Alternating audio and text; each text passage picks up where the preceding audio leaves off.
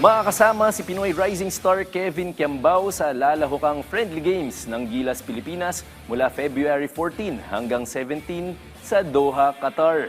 Ito mismo ang kinumpirma ni National Basketball Team Head Coach Tim Cohn sa PTV Sports sa pamamagitan ng isang text message. Pinatotohanan din yan ni Assistant Coach Richard Del Rosario na sinabing maging sa Window 3 ng FIBA Asia Cup qualifiers ay makapaglalaro na rin si KQ.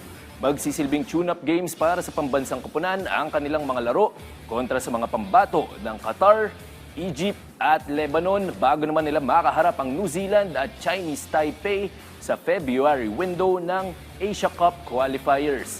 Samantala, matapos ang masalimuot na KBL debut kung saan nakapagtamo siya ng injury, nakabalik na sa lineup ng Goyang Sono Sky Gunners si KQ.